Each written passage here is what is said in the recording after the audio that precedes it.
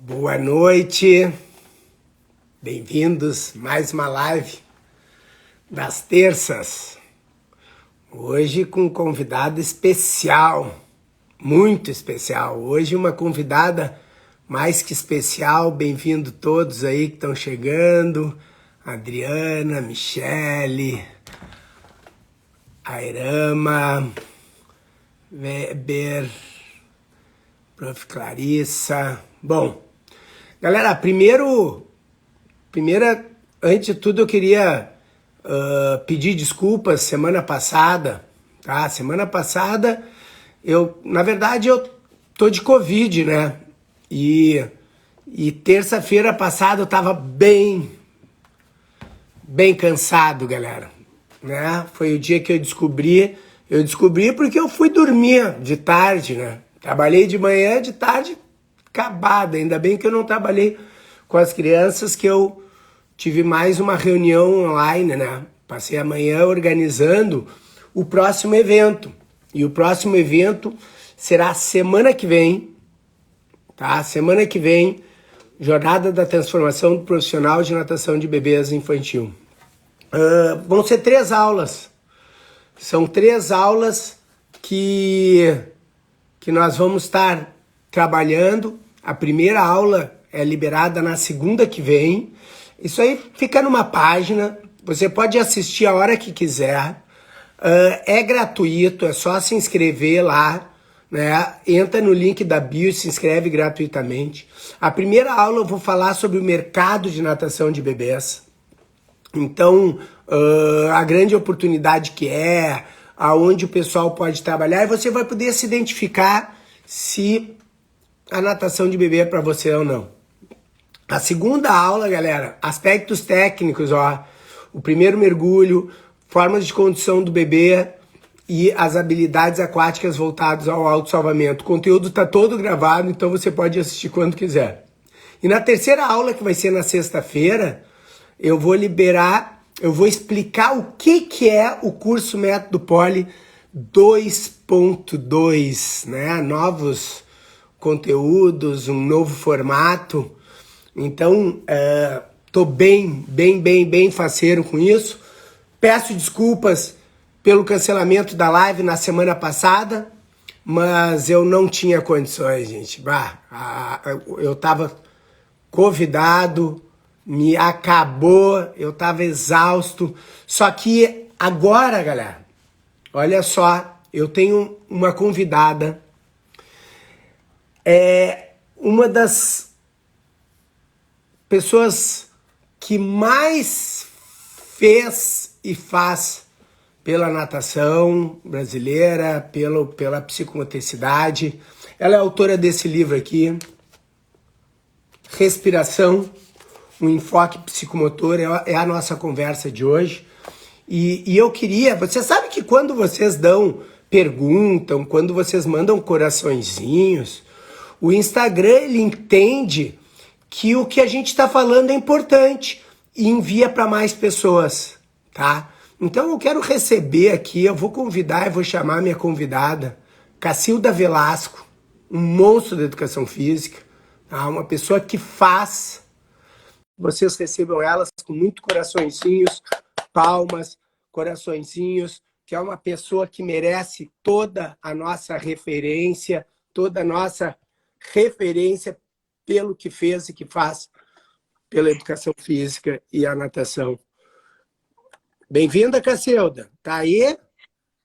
Olá, eu estou aqui. Não sei se está aparecendo. Para mim não aparece. Eu tô vendo o teu teto, Cacilda. Meu teto. Agora tô vendo a tua mão. Agora Espera um voltou. pouco. Tu deve estar filmando a parede na tua frente. Pode ser. Só Tu um tem que, minutinho, tá? tu tem que botar, tem uma setinha Eu, para um lado e para o outro, que daí tu te filma. Galera, vamos dando bem boas-vindas, assim, palminhas para Cacilda, querida, maravilhosa, dando tempo dela aqui para a gente conversar sobre esse universo da respiração. Olha só o livro que eu estou em mãos. Eu estou tentando mudar aqui, Polly, não estou conseguindo. Deixa eu ver o que acontece. Tu tá filmando a parede da tua frente. Tu tem que...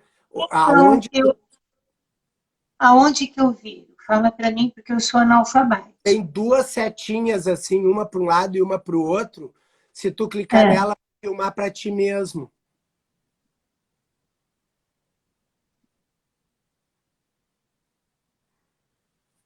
Quem é que já leu o livro, galera? Vira a câmera, é o que estão dizendo, ó. A Geise, tu tá com a câmera virada pro outro lado.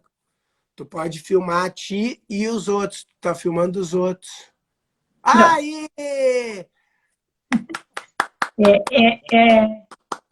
A gente aprende a cada dia, né, Polly? É É isso uma, aí, é uma nova. a vida é de aprendizado, Cacilda. O tempo todo, o tempo todo, o tempo todo. Que prazer, Polly. Muito obrigado pelo convite, pela sua amizade, pelo seu carinho. Você é uma pessoa extremamente sensível e carinhosa e espero colaborar aí no teu processo de formação de ciência, de formação de conhecimento, criar uma metodologia não é para poucos.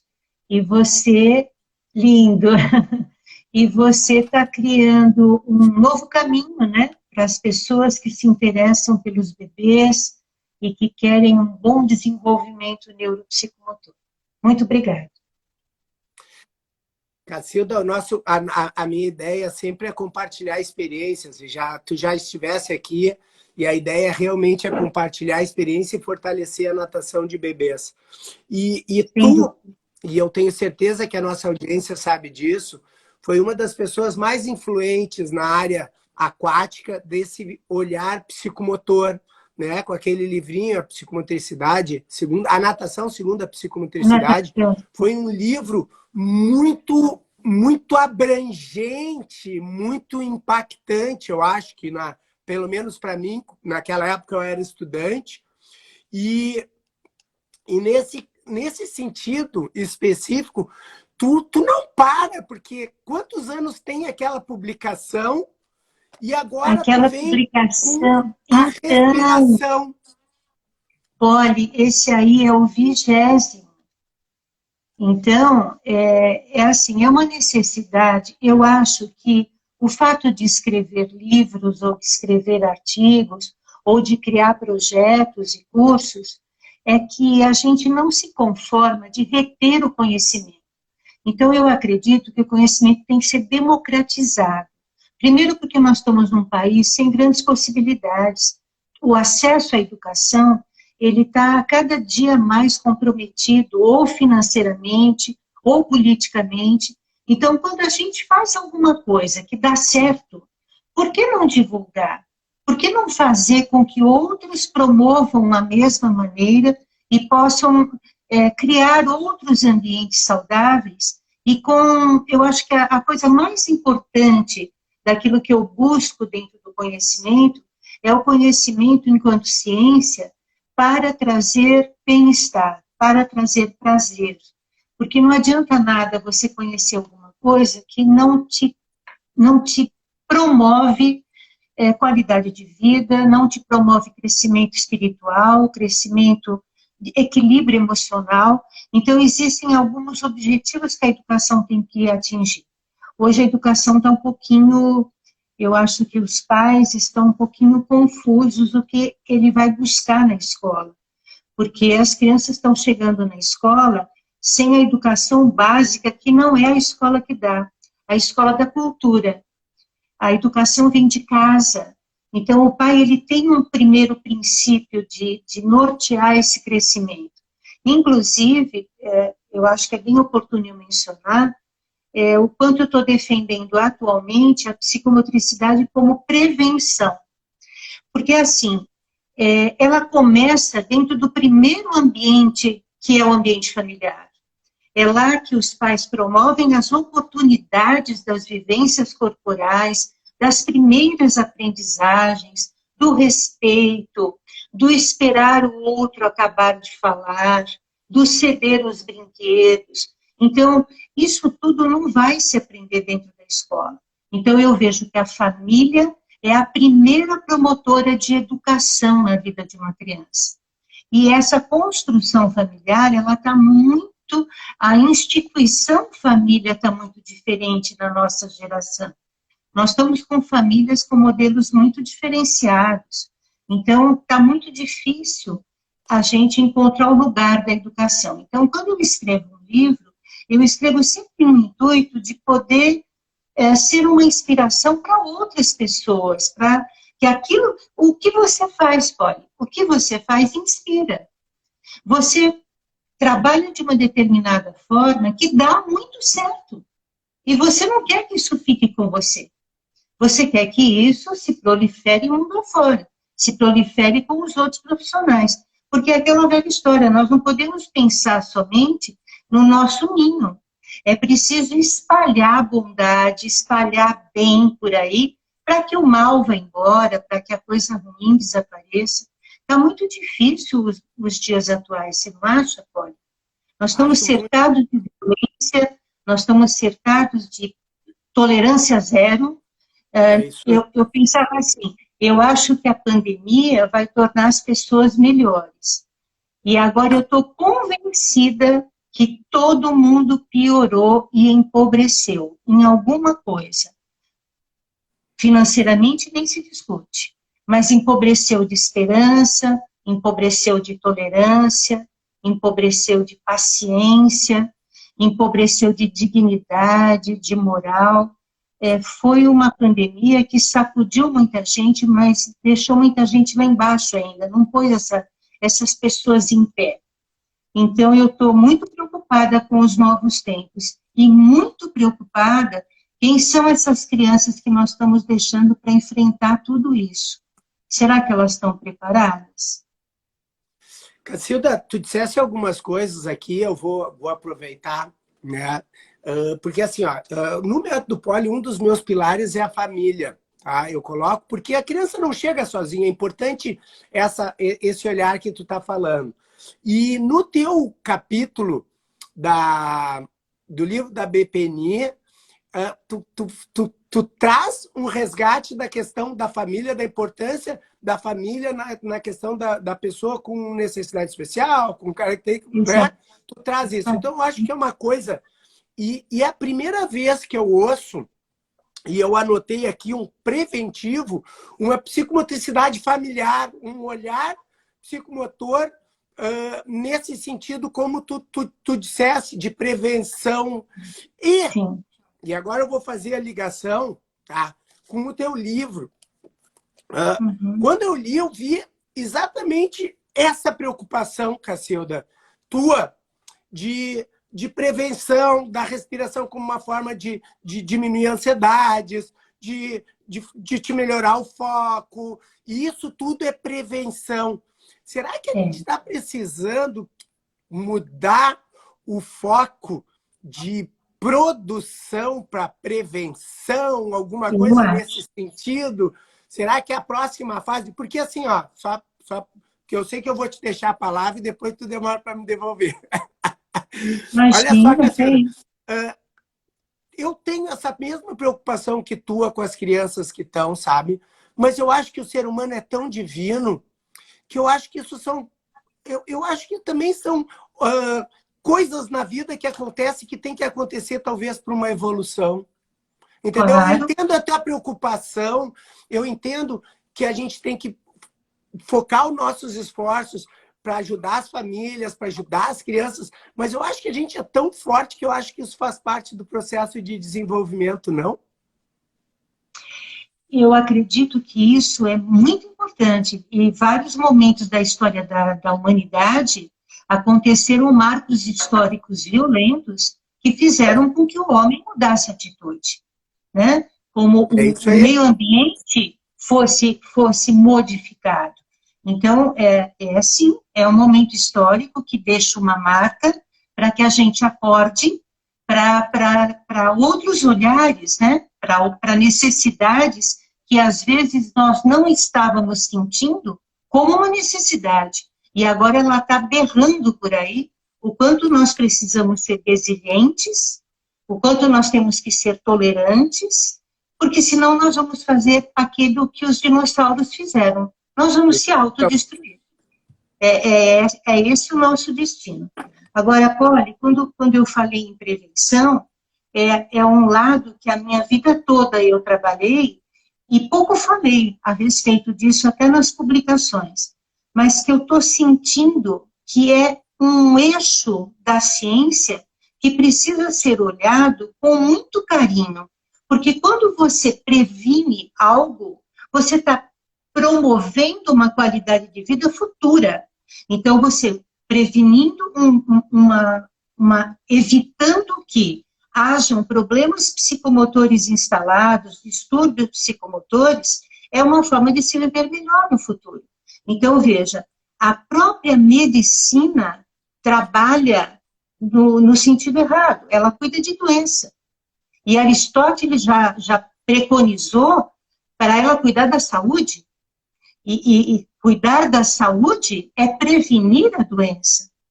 Então, olhar para uma ciência como a psicomotricidade, vamos voltar para a nossa água, né?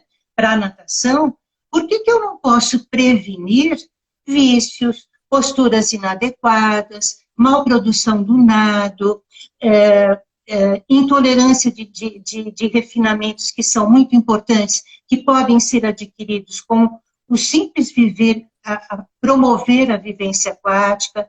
Então, há várias maneiras de se aplicar a ciência como prevenção. E hoje, para mim, porque eu acho que as verdades na vida da gente vão mudando, hoje, para mim, a psicomotricidade tem as seguintes áreas de atuação.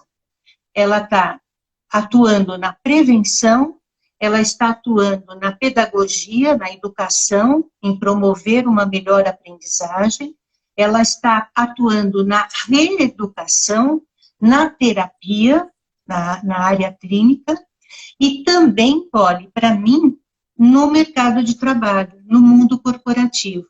Porque dentro das empresas, o RH das empresas, o coração de uma empresa são as pessoas. E se nós pudermos trabalhar com os recursos dessa ciência entre as pessoas, esse ambiente corporativo vai melhorar e muito, muito. E vai gerar uma produção muito maior. Agora, para que a gente tenha essa ciência aplicada em todos esses eixos, a gente tem que ter uma boa formação profissional. Então, veja, eu acho que aí a gente vai entrar lá no assunto que o meu congresso vai falar e eu não vou te dar esse spoiler. Não, mas tu pode divulgar, com certeza tu pode divulgar, porque aqui é um canal olha, compartilhamento. Não, é um congresso que nós estamos preparando com muito carinho, Polly. Você é o meu convidado especial, tá bom? Ele vai acontecer de 18 de junho, e o tema dele é psicomotricidade com psicomotricista. Perfeito, perfeito. Tá bom? Mas, agora, como o nosso tema é respiração, eu queria dizer para você por que eu escrevi esse livro. Qual foi a razão maior?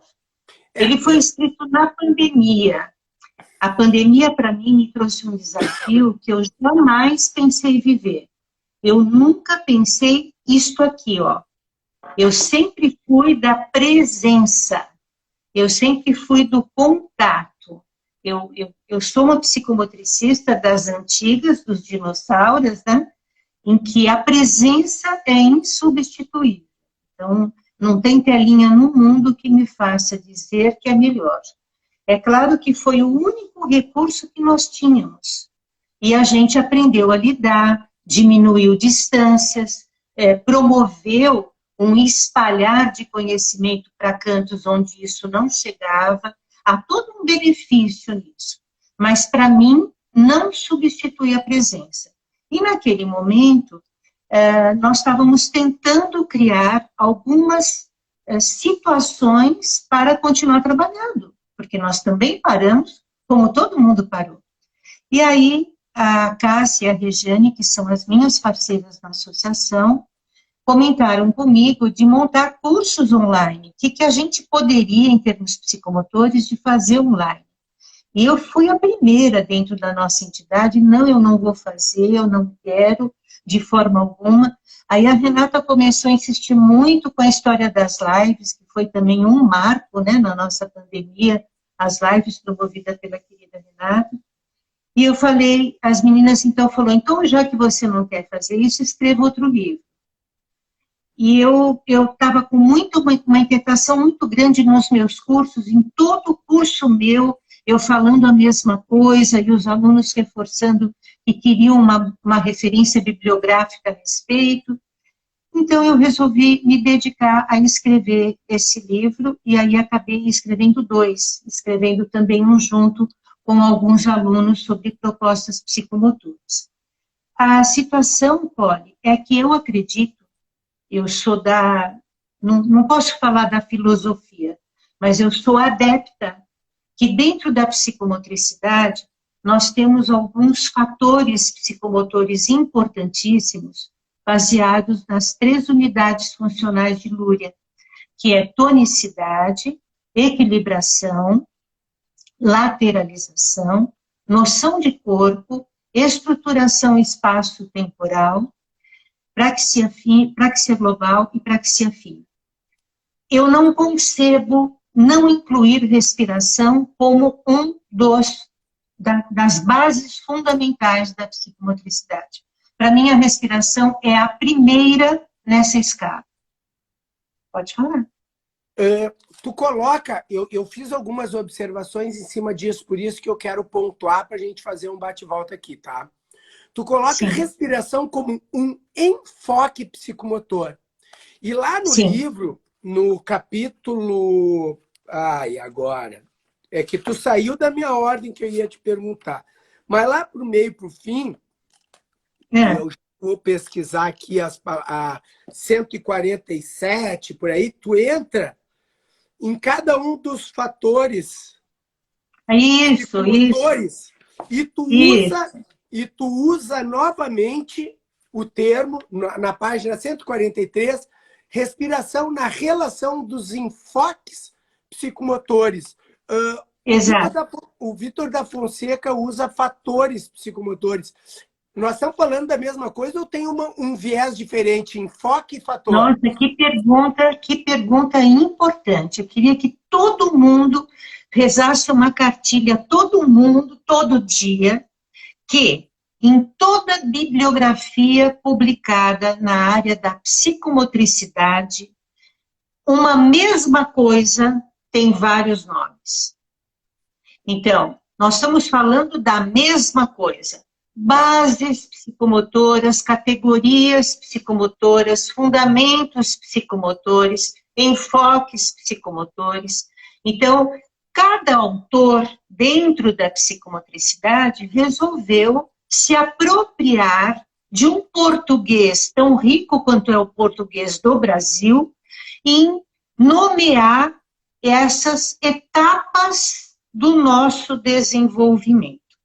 Para mim, é enfoque, e eu justifico pelo seguinte: na medida em que eu estou trabalhando um determinado processo dentro desse desenvolvimento, eu preciso me dedicar àquela determinada área.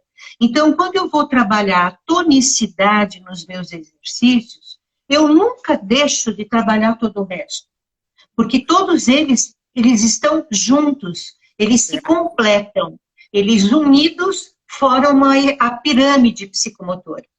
Então, para mim, eu trato o Luria, ele fala de constelação, né?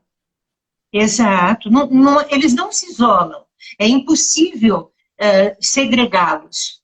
E aí, eu escolhi a palavra enfoque por eu enxergar ser prioritariamente aquele, porque mesmo eu trabalhando tonicidade, eu vou trabalhar equilíbrio dentro da tonicidade, eu vou trabalhar lateralização, só que o meu enfoque psicomotor é tônus, é tonicidade, é trabalhar a força, é trabalhar essa musculatura. Então, eu escolhi isso. Vitor fala em bases e fala em fundamentos. E a Josiane fala em categorias. Então, cada um está escolhendo, mas que todo mundo entenda que nós estamos falando da mesma coisa. Tá bem. Nós estamos construindo a pirâmide psicomotora da base luriana, da base das 3 unidades funcionais encefálicas que nós temos. Isso era uma coisa importante para mim entender, porque eu não sou psicomotricista, mas eu bebo muito. Mas você estuda bastante psicomotricidade, pode? Eu bebo muito da fonte dos autores psicomotores.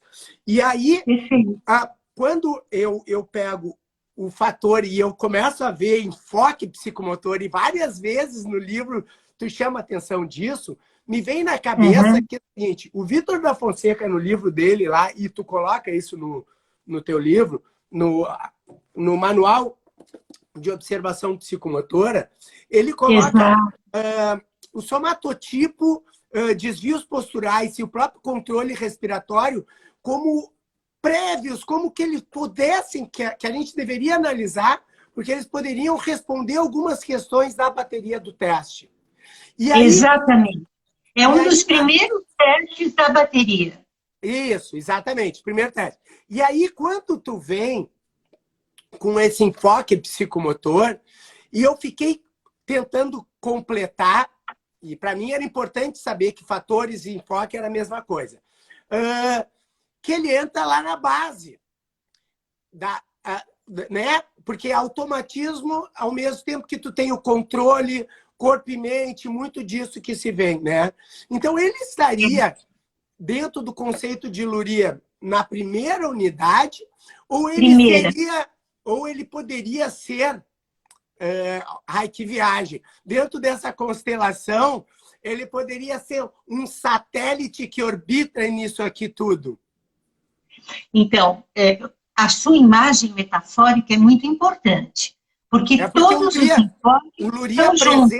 O Luria apresenta aquele desenho e chama de constelação. Sim. Com a base, tônus, equilíbrio, lateralidade, noção de corpo, praxia global, né? Sim. Então, o que acontece é que existe uma hierarquização. A base mais estruturada para suportar tudo que nós vamos vir para o lóbulo frontal, que vai ser exatamente a minha produção final de conhecimento. Então, quando Piaget falava que o conhecimento entra, ele se acomoda e ele transforma, é assim que acontece a aprendizagem, a mesma coisa acontece no nosso desenvolvimento neuropsicomotor. Eu preciso criar uma base tônica de suporte para todo o resto, para o equilíbrio, para a lateralização, para a noção de corpo, para depois esse corpo correr no espaço, conhecer tempo, utilizar de uma praxia global coordenada para refinar, para me especializar. Então, é uma construção psicomotora importante, onde há, sim, prioridades. Não tem como uma praxia fina ser elaborada sem tonicidade. Não tem como uma estruturação espacial se organizar se não houver equilíbrio. Então, eles são interdependentes. Agora, a respiração, ela é mais básica ainda do que a própria tonicidade. Para mim, a respiração, ela é o início de qualquer processo. E ela se aloja exatamente no tronco encefálico, na primeira unidade funcional de Lúria, e ela é automática. Daí a minha luta de tentar colocar ela num processo consciente. A partir do momento que você leva a respiração para um nível consciente, você melhora todo o resto dos fatores psicomotores. Olha, ó. Esse livro aqui, eu trouxe o Aichi, que é a técnica de relaxamento aquático, do Junko Ono, e ele diz assim, olha só, que eu separei, que tem, mesmo sendo referências diferentes, nós dissemos a mesma coisa. A única função de ambas as porções do sistema nervoso autônomo que pode conscientemente controlar é a respiração. Essa se constitui o ponto de partida para o controle das funções de todo o sistema nervoso autônomo.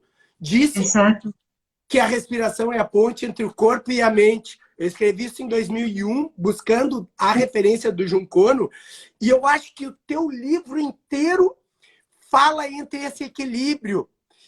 Fala dessa, e desse saber oriental, porque o Oriente preserva esse valor da respiração. Nas práticas corporais, na yoga, na meditação, eles são professores disso para nós ocidentais. Aí eu te pergunto assim, tá, Cacilda? Tu colocas aqui no livro, eu tinha um roteiro, mas eu já saí todo do meu roteiro aqui. Isso fica melhor ainda, né, Cacilda? Que a gente fica... Não tem problema. É melhor ainda. Tu fala em alguns momentos da respiração nasal e bucal. Exato. Tu fala até mesmo da respiração da narina direita e esquerda, de diferenças de respiração, tá? Exato. E aí, exato.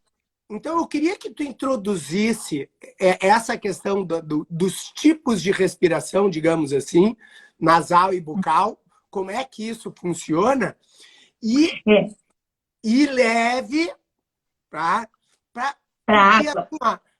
Porque o que acontece? Aqui eu tô com uma minha respiração livre. Estou empolgado em estar entrevistando a Cacilda, isso modifica o meu tônus, me modifica a minha frequência cardíaca, me modifica tudo, e a respiração também. E na água eu não tenho as vias aéreas livres, eu preciso fazer uma técnica específica na natação, não na hidroginástica ou em outras atividades, mas eu preciso fazer um movimento específico e eu preciso sincronizar. Tu sabe que eu exercito a respiração nadando e para mim é uma meditação. Então eu queria que tu levasse... E ela vai num ritmo, né? Num ritmo compassado e melódico, muito importante na natação. Isso. Então eu queria entender você não deve se cansar ao nadar, porque quando você põe essa melodia respiratória, todo o teu equilíbrio corporal acontece. Parabéns, Polly, por você valorizar tanto ela dentro da água. Vamos lá. A respiração, ela aqui no livro eu dou assim, vários olhares para ela. E até coloquei 2 capítulos importantes sobre a importância que o Oriente tem nesse conceito de respiração. Eles valorizam demais porque eles são pessoas um pouco mais intelectualizados e eles são mais meditativos, mais observadores, e eles nos ensinam que entrar oxigênio para dentro desse corpo biológico é um alimento. Então, na medida em que eu alimento o meu corpo com oxigênio, eu preciso saber colocar esse produto aéreo para dentro de mim. Se eu colocar pela boca, não é o caminho mais adequado. Por quê? Porque ele não é umedecido e ele não é filtrado. O ideal em ar é que nós utilizemos as narinas. E existem exercícios, e eu até abordo isso com mais detalhes aqui, onde você realmente exercita uma, exercita a outra, exercita as duas, coloca ritmos diferentes. Por quê? É o processo ventilatório que precisa ser bem trabalhado e alimentando esse ser, porque nós estamos sendo alimentados desse oxigênio. Na água, nós temos exatamente o processo inverso. Se nós utilizarmos o nariz, nós vamos ter um mal-estar muito grande, porque pode entrar água. E nós não temos algo que impeça essa água de me fazer engasgar, de me sentir desconfortável.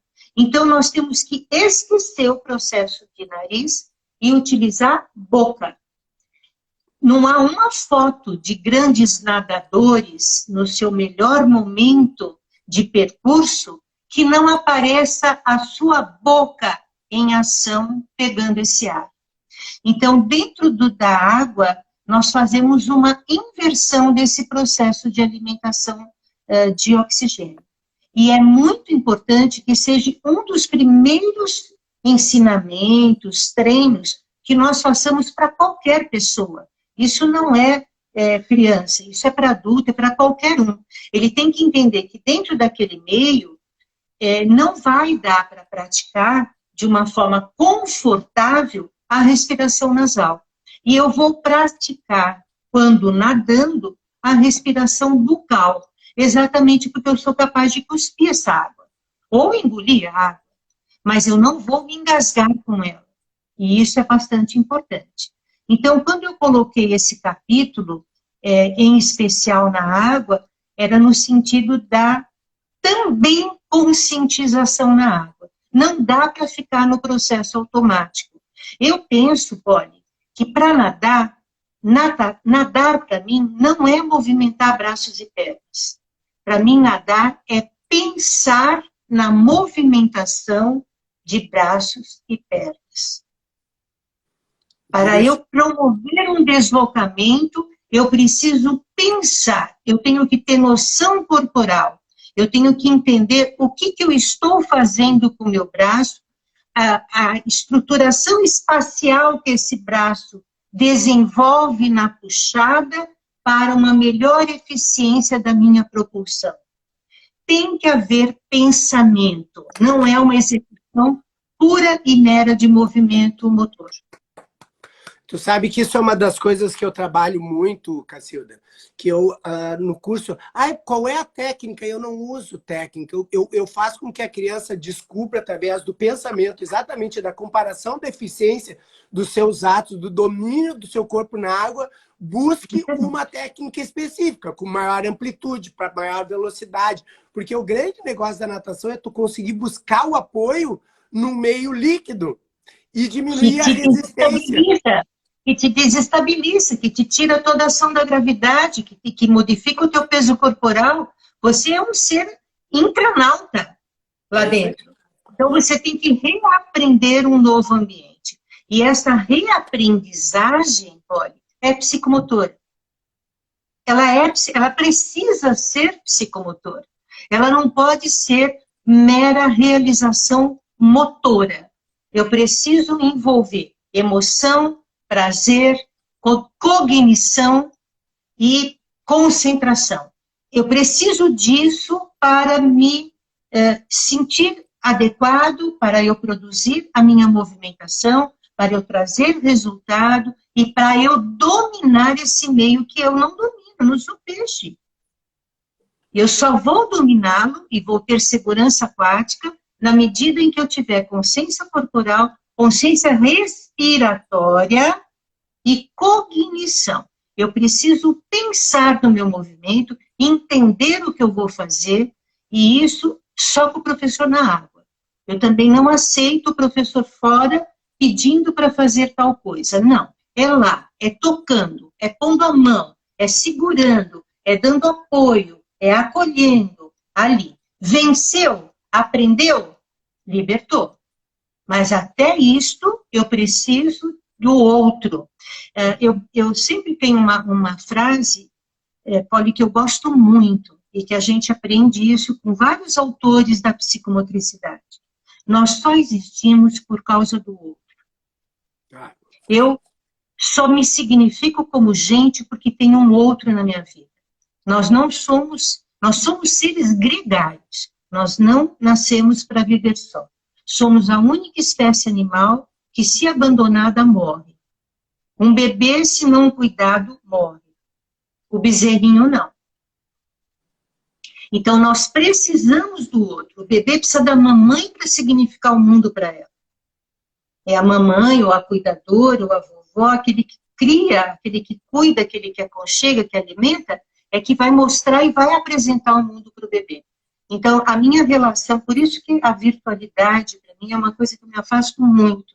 Eu considero muito as relações pessoais, o olho no olho, a temperatura, o toque, isso é muito importante. E a gente está fugindo um pouco disso atualmente, né? A vida como ela é, né, Cacilda? Senão nós não estaríamos aqui também, né? Sim, sem dúvida. Cacilda, sem dúvida. Tem duas coisas que eu queria falar aqui, tá? A primeira, lá no início, toda a tua leitura, ou melhor, toda a tua escrita, ela remete para uma questão da importância da respiração consciente, né, de tu fazer exercícios para acalmar o teu dia a dia e coisa. Isso estaria muito ligado com o controle do pH do sangue, né? A hiperventilação ocorre em exercício com o objetivo de regular esse pH do sangue por causa do ácido lático produzido durante o exercício. A gente chama de efeito tampão e, inclusive, tu consegue identificar o ponto de aumento da ventilação e trata aquilo como limiar ventilatório, né? Na fisiologia se identifica esse ponto para performance. Mas quando tu fazes, aí eu quero trazer para a prática, tá? E tu faz esse exercício, tu propõe esse exercício no teu livro. E aí, quando tu vai fazer uma respiração consciente, quando tu vai fazer uma respiração mais ampla, lenta e ampla, que é o que tu propõe ali em alguns momentos, lenta e ampla, a pessoa iniciante, ele vai, de uma certa forma, se intoxicar ao contrário, ele vai ter o bicarbonato, uma acidose, em vez de acidose, vai ter uma... O sangue vai ficar alcalino, tu vai mudar exatamente porque tu tá fazendo a hiperventilação sem fazer o exercício. Então, a primeira questão, quando tu vai focar num exercício respiratório, tá? Tu tem algum sinal, alguma coisa que tu tenha que perceber no teu corpo ou deixar conduzir sem conduzir tanto para não forçar um ritmo que talvez não seja o teu. Entendeu onde eu quero chegar? Porque se tu começar a respirar muito rápido agora, sem o exercício, tu vai ficar meio tonto. E isso acontece com as pessoas iniciantes na prática, né? Certeza. Qual é o sinal que tu daria para eles? Existem alguns treinamentos, né, Polly? O treinamento autógeno é um, o treinamento, normalmente nós temos algumas espécies de relaxamento psicomotores que promovem, vamos dizer assim, mais tranquilidade ventilatória nesse sentido. Nesse exercício, você já teve algum momento em que você precisou ir a extremos? Que você vai num extremo inferior a um extremo superior? O nosso corpo precisa ser sacudido para acordar. Vamos fazer uma metáfora aqui. Há pessoas que não caem na real e que precisa ser sacudida com um grande susto, uma grande emoção, uma grande dor para cair na real. O processo ventilatório é igualzinho. Quando você exacerba, é exatamente para você levar para o nível consciente. Porque é tão automatizado eu respirar que eu nem sei que eu respiro. Eu nem tomo consciência que isso acontece. Eu só tomo consciência disso acontecer quando me falta o ar. Quando o meu corpo entra neste choque. Então, estes exercícios... Exato. Às vezes não dá mais tempo. Já está angustiado. Exatamente. Então, o que nós precisamos? Muitas vezes, utilizar destes choques para equilibrar, para colocar no eixo. E em psicomotricidade a gente fala muito em freio inibitório, em eixo corporal, em coisas que nos coloquem em equilíbrio, mas a gente vai para extremos, para chegar e sacudir a consciência corporal. Então, os exercícios da respiração, todos os praticados, eu dei alguns aqui, mas tem milhões de outros. Nós temos que utilizar de todas as técnicas para que você faça diferentes níveis de experimentação ventilatória. Não que você precise dominar tudo isso, mas é a experiência corporal. Nosso corpo tem memória celular e ela fica registrada. E essa memória celular é registrada a nível de cérebro. A gente não esquece, o corpo não esquece. Eu posso esquecer enquanto memória, mas o corpo tem memória celular e ele vai sentir e ele vai dar resposta para isso. Vou te dar agora um exemplo na piscina. Como é importante. Às vezes a gente fala, nossa, tadinho do bebê, ele bebeu água, ele se assustou, ele... Como é importante isso? ele tem que entender os limites todos que a água vai promover. A água não é carinhosa o tempo todo, não te carrega no colo o tempo todo. A água é perigosa. Veja aí toda a campanha do INAT da segurança aquática. Para evitar que chegamos a uma tragédia, eu tenho que testar todas as possibilidades. Então, esse bebê precisa experimentar, assim, o rostinho na água, fazer toda uma adaptação polissensorial. Tem que achar horroroso aquela água escorrer, fechar o olhinho e chorar. Ele precisa experimentar isso para depois experimentar o prazer da bolinha, o prazer tranquilamente da apneia que ele vai praticar. Então, as experiências, elas precisam ir do prazer ao desprazer, para elas serem incorporadas, vividas e assimiladas como a melhor conduta a ser promovida. Muitas vezes, uma mãe assistindo a aula do visor, do vidro, pode não te interpretar, mas quando ela estiver dentro da água com você, ela vai entender. Não, não aconteceu nada, vamos tirar o peixão que caiu na boquinha. E aí a gente inventa todas as nossas estratégias lúdicas para aquele engolir de aguinha. Mas o que foi aquele engolir de aguinha? Foi um processo respiratório que não está adquirido ainda, que precisa ser ensinado para esse bebê. Mas ele vai experimentar todas as sensações. Não há romantismo no processo respiratório. Vai se engolir água, vai se ter desprazer, até poder se entender que a gente reaprende a respirar na água. Deu para compreender? Claro. E me diz uma coisa, outra coisa que me veio na cabeça, perguntei, eu fico pensando assim, qual é a frequência que tu fazes exercícios respiratórios, tá?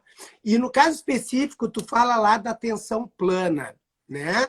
Então, e na tua conversa aqui comigo, várias vezes tu levou a essa questão da conscientização, da percepção.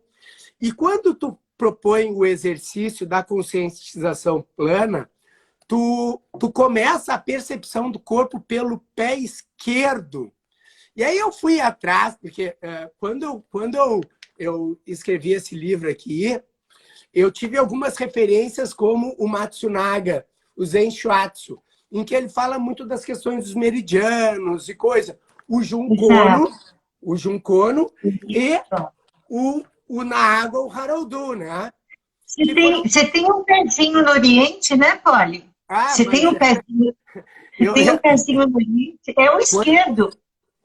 Tu sabe que eu sou muito elétrico, né? E quando eu conheci o Aichi com o Junkono, aquilo me completou muito. E eu fui para o Japão exatamente porque aquilo me tocou profundamente o Aichi. E eu entendo o que tu está dizendo, porque de uma certa forma o Aichi para mim foi um pouco do que tu aplica aqui de consciência plana, de atenção plana, da importância da respiração em momentos da vida. Então, a minha questão é o seguinte, o pé esquerdo, para começar a conscientização, é porque é o final dos meridianos ou tem alguma razão extra?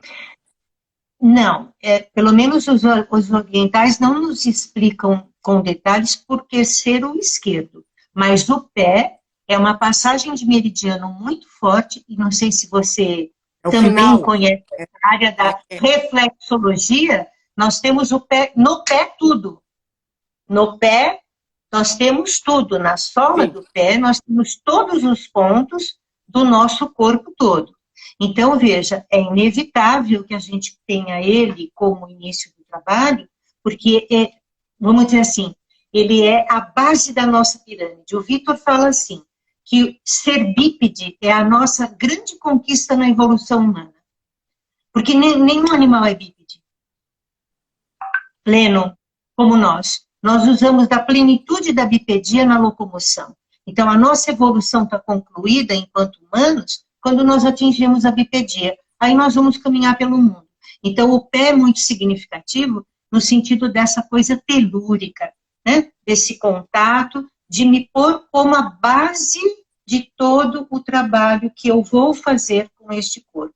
Já a psicomotricidade, ela tem uma lei um mandamento que o Vitor chama de axioma, que é uma lei céfalo-caudal de desenvolvimento e caudal cefálica de funcionamento.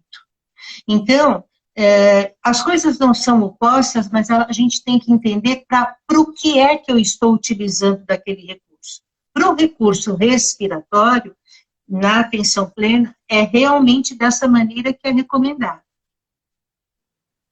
Tá? Sim. Tá. Por ele ser a base do nosso corpo. Ele é uma base de estruturação equilibratória e onde estão sediados todos os pontos mais importantes, principalmente da acupuntura, da reflexologia. Sim. E aí, então, a gente começaria o exercício respiratório com a percepção do corpo lá na perna, no pé, e viria para o todo. Vai subindo, subindo, subindo, passando, normalmente vai caminhando no sentido do coração, até chegar ao pulmão e, consequentemente, oxigenar todo o meu cérebro. A ventilação, ela é fundamentalmente para vamos dizer assim, uma alimentação cerebral e uma alimentação celular, uma alimentação muscular. Ele alimenta. Quando a gente pensa assim, né? Eu sou muito fisiológico, digamos assim, tá? Apesar de eu ter ido para o lado zen aqui da figura, né? Eu penso na captação de oxigênio, no transporte, na utilização, né? A capacidade aeróbica é a utilização e precisa desses três sistemas. Eu preciso captar, transportar. E como é que fica essa questão do transporte, uma vez que eu só pense na respiração e não pense também... não, eu penso no transporte também, claro. Porque eu acho que a respiração ela vai favorecer a circulação pelo aumento e diminuição da pressão. Exato. Mas me entra muito a questão da respiração e do exercício para favorecer as questões circulatórias do sangue, especificamente. Perfeito. O que você está falando é uma afirmação. Está perfeito. Sim. A tua colocação. O processo ventilatório e o oxigênio no nosso organismo, ele não só faz tudo o que você mencionou, como ele oxida. Ele nos oxida. Então, sim, nossos radicais livres, tudo isso, é produzido também por isso. Quando você falou anteriormente a respeito da hiperventilação, está cheio de causas negativas da hiperventilação. Cheio. Então, os próprios acidentes vasculares, as próprias quedas de pressão, é todo um processo onde a respiração estava envolvida, sem dúvida nenhuma. Ela é um casamento perfeito com o processo sanguíneo, com o processo da circulação sanguínea. Eu acho que Deus foi tão perfeito em nos construir que tem coisas que até a ciência não entende como que funciona em tamanha harmonia. Aí eu coloco, Poli, o que o livro fala muito, o quanto o teu pensamento, a tua emoção interfere nesse biológico e nesse fisiológico. E a importância como da respiração adoece da emoção. Exato. O pensamento nos adoece, o pensamento nos cura. E tu nos falas assim, ó, massagem de órgãos internos.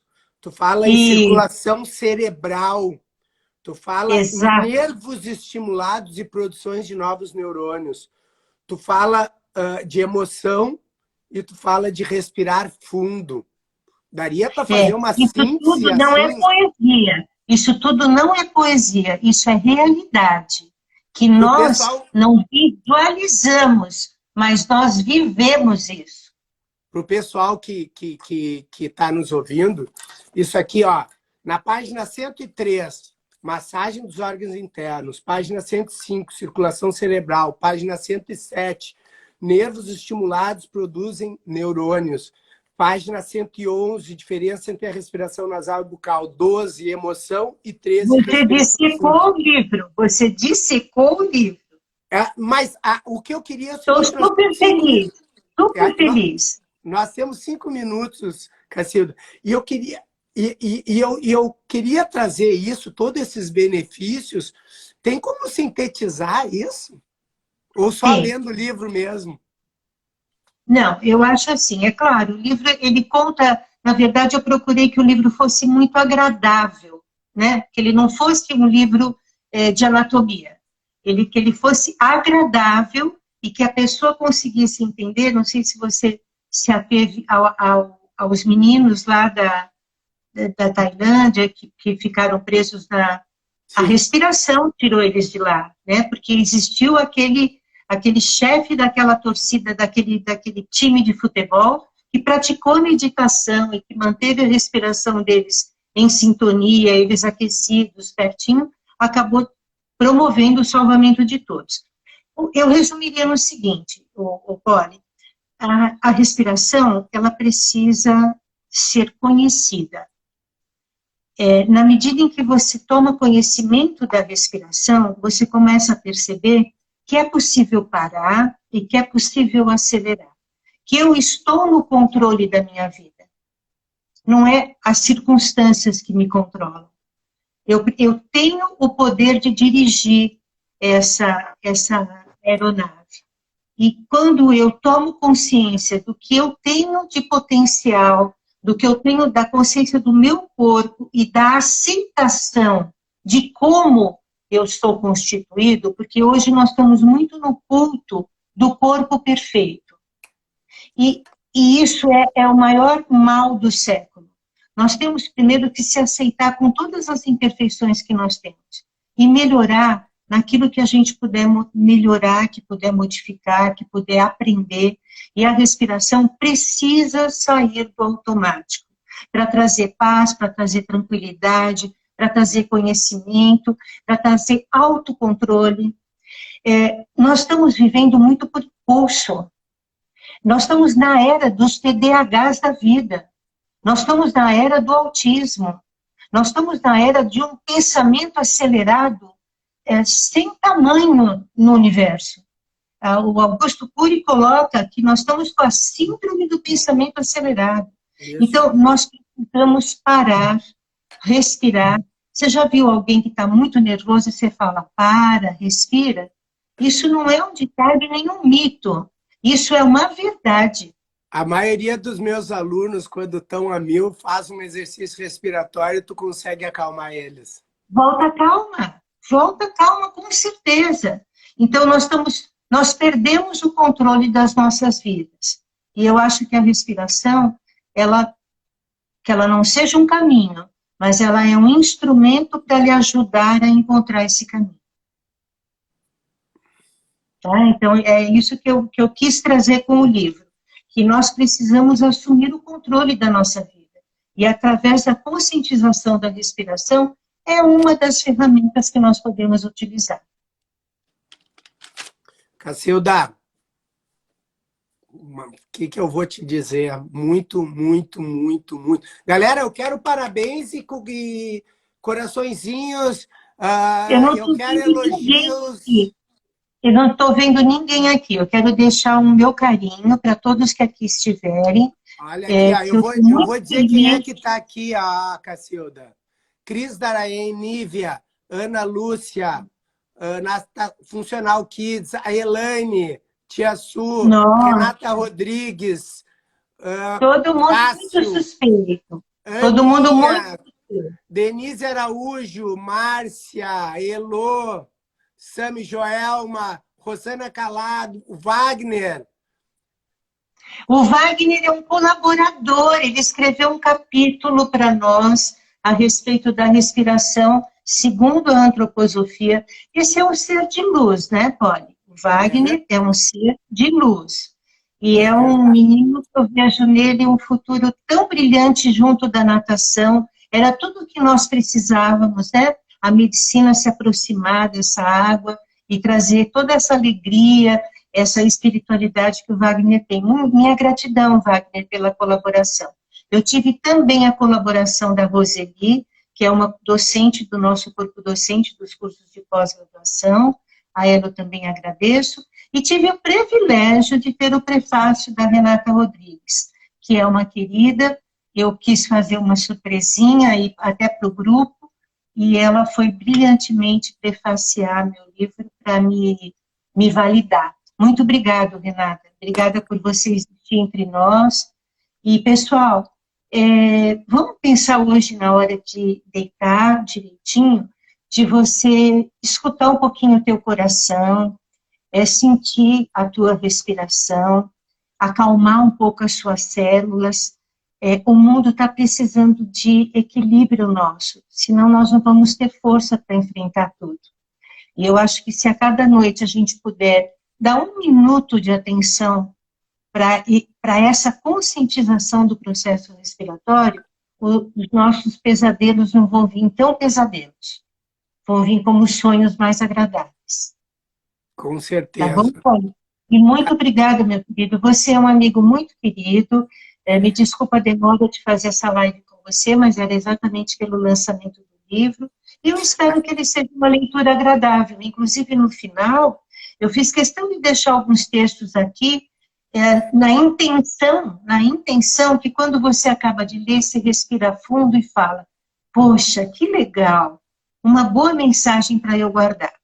Então, era essa a intenção, promover o processo respiratório consciente para cada um. Cacilda, muito obrigado.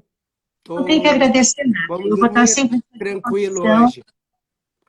Foi uma troca muito grande. Amei saber que você tem um pé no Oriente. Eu tive 2 vezes no Japão e 1 vez na Coreia. Foram experiências Que maravilhosas. delícia. Não, sem dúvida. Tu sabe, Cacilda, quando eu tive lá no Japão, que o japonês é muito reservado, né? E aí eu fui para uma convenção de hidroginástica e me programei para ficar 2 semanas lá para ter a vivência com o Junko Ono. E ele me recebeu na casa dele, né? E aí quando as pessoas me perguntavam assim, quanto tempo tu vai ficar aqui no Japão? Eu, não, vou ficar 2 semanas. Aonde? Eu, na casa do Junko Ono. Aí eles olhavam assim, então tu é muito importante para ele, né? Porque é muito difícil o japonês se receber e eu fui recebido maravilhosamente bem por ele. Depois ele fez questão de vir conhecer minha família. Eu só tinha um filho. Olha, que maravilha! Ele esteve aqui em Porto Alegre, se apaixonou. Uma honra. Uma honra. Uma honra muito grande. Ele foi para Brasília, eu levei ele na convenção lá de Brasília, e na volta ele veio e ficou aqui uns dias comigo. E foi, para mim, ele faleceu no ano passado, né? Então, para mim, eu sempre que eu falo dele, eu fico muito... Tem pessoas que deixam marcas profundas na vida da gente, né, Polly? Que a gente nunca esquece. Eu fico muito emocionado quando eu falo dele. Estou quase chorando aqui, desculpa. Não, que bom. Ele tá te ouvindo. Ele está iluminando você. Com certeza. Tá? Um beijo, querido, muito Cacilda. obrigado pelo carinho de sempre, tá? Fique com Deus, proteção para todo mundo e uma boa noite de descanso para vocês. Um beijo. Beijo, galera. Tchau.